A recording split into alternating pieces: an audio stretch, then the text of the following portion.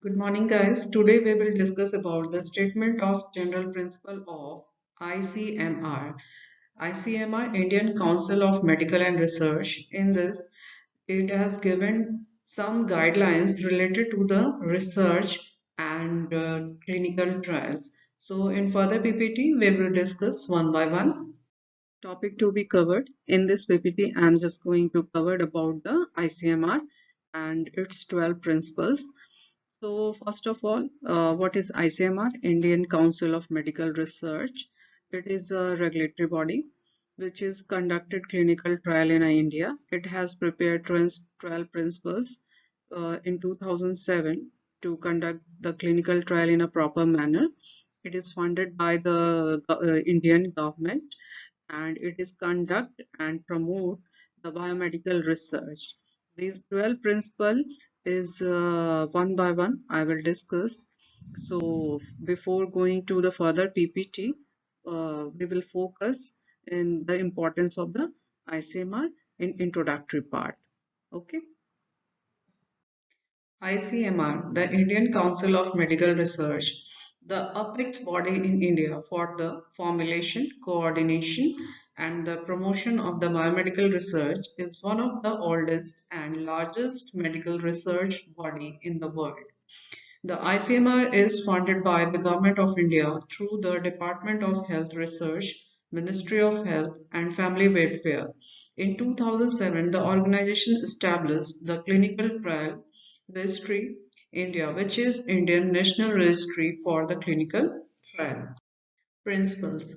Research on human participants pertain to a broad range of scientific inquiry aimed at developing generalizable knowledge that improves health, increases the understanding of disease, and is ethically justified by its social values.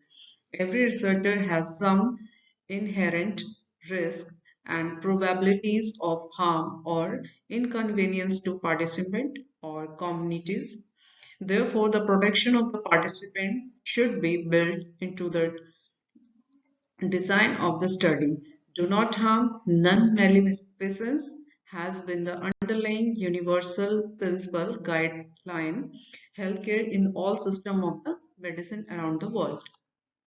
Principles. While conducting biomedical and health research, the four basic ethical principles, namely respect for persons, autonomy, beneficence, non-beneficence, and justice, has been enunciated for the protection, the dignity, right, safety, and well-being of research participants. These four basic principles have been expanded into 12 general principles described below and are to be applied to all biomedical, social, and behavioral science research for health involving human participants and their biological material and data. Principle number one, principle of essentiality, whereby after doing due consideration of all the alternatives in the light of existing knowledge, the use of human participants is considered to be the essential for the proposed research. This should be duly vetted by an ethics committee independent of the proposed research. The second one, principle of voluntariness, whereby respect for the rights of the participant to agree or not to agree to participate in research or to withdraw from the research at any time is paramount. The informed consent process ensures that the participant rights are safeguarded. The third one is principle of non-exploitation, whereby the research participants are equitably selected so that the benefits and the burdens of the research are distributed fairly and without the arbitrariness or discrimination. The sufficient safeguard to protect the vulnerable groups should be ensured. The fourth one principle is the principle of social responsibility, whereby the research is planned and conducted so as to avoid the creation and deepening of the social and historic division, or in any way disturb social harmony in community relationship. The fifth principle of ensuring privacy and confidentiality.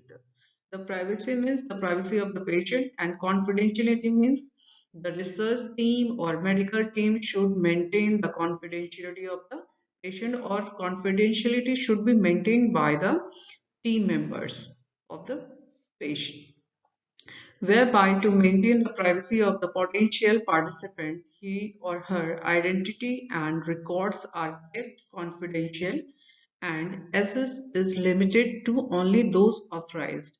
However, under certain circumstances, suicidal ideations, homicidal tendency, HIV positive status, when required by the court of law, etc. The privacy of the information can be breached in consultation with the EC for the valid scientific or legal reason, as the right to life on an individual supersede the right to privacy of the research participant. Principle of risk minimization. This is the sixth one principle. Hereby due care is taken by all stakeholders, including but not limited to the researcher, ECs, ethical committees, sponsor, regulators at all stages of the research to ensure that the risks are minimized and appropriate care and compensation is given if any harm occurs. Suppose any patient got any harm during the trial, so these stakeholders are bound to give the benefits to the particular patient or volunteers. The seventh one is principle of professional competence, whereby the research is planned, conducted, evaluated, and monitored throughout by the person who are competent and have the appropriate relevant qualification, experience, and or training. Means in the seven principle, we are just talking about the PI, principal investigator, and their co-members like CRC, clinical research coordinators. So, or we can say that the team members who is working as a trial members or working in a clinical trial, so they should have the full knowledge about the particular trial, and they also know each and every guidelines related to the particular research, and they have to follow the protocols which is provided by the sponsor. So every member should have well qualification, experiences, and training to reduce the mistakes in a trial. Principle of maximization of benefits. This is the 8-1 principle, which is given by the ICMR, whereby due care is taken to design and conduct the research in such a way as to directly or indirectly maximize the benefits to the research participant and or to the society. The main meaning of this principle is that during clinical trial, we have to give main focus on the maximization of the benefits and and on reduction of the risk. The ninth one principle of the ICMR is principle of institutional arrangement, whereby the institutions where the research is being conducted have policies for appropriate research, governs, and take the responsibility to facilitate research by providing the required infrastructure, manpower, funds, and training opportunities. Principle of transparency and accountability. This is the 10th one principle of the ICMR, whereby the research plan and outcome in maintaining from the research are brought into the public domain through the registries, reports, and scientific and other publications, while the safeguarding the right to privacy of the patient, participants, and patient. Stakeholder involved in research should disclose any existing conflict of interest and manage it appropriately. The research should be conducted in a fair, honest, partial, and transparent manner to guarantee accountability. Related records data and notes should be retained for required period for possible external scrutiny and audit. Principle of totality of the responsibility. This is the 11th principle of the ICMR, whereby all stakeholders involved in research are responsible for their actions. The professional, social, and moral responsibility compliant with the ethical guidelines and related regulations are binding on all the stakeholders directly or indirectly. The 12th one is the principle of environmental protection. In this, whereby the researchers are accountable for the ensuring protection of the environment and resources at all stages of the research in compliances with the existing guidelines and regulations. So these are total 12 principles of the ICMR. So after that, we will just discuss some question related to this ICMR guideline. Questions for the practices. Here I have given some questions for the practices. These questions are already discussed in previous PPTs. First question is, what is ICMR, Indian Council of Medical Research? In this question, you have to answer about the ICMR, introductory part of the ICMR, and you have to also mention what is the main motto and the purpose of the ICMR.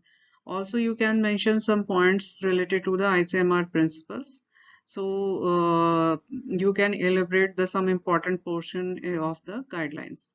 The next question is, describe the principle of ICMR. So I have already taught you that there are 12 principles of ICMR. So one by one you have to explain in these questions. The third one is, describe principle of transparency and accountability. In this, you have to mention about the transparency and accountability related to the trial, related to the patient beneficence, harm, informed consent, and all. So these point is very important. So you have to include all this point in this questions. What is principle of ensuring the privacy and confidentiality? I have taught you lots of time that the privacy and confidentiality. In a most of the slide, I have taught about the patient rights.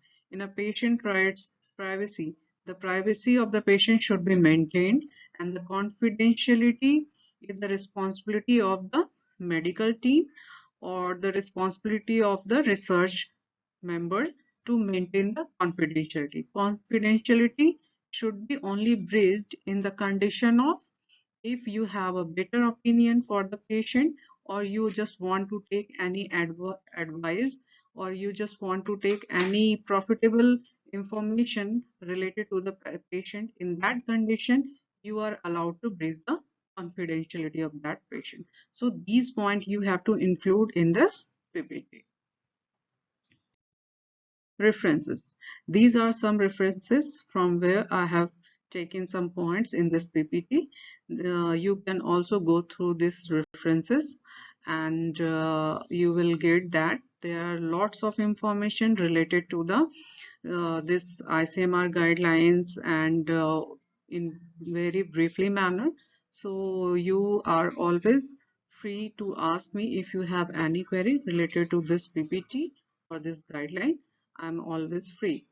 Thank you.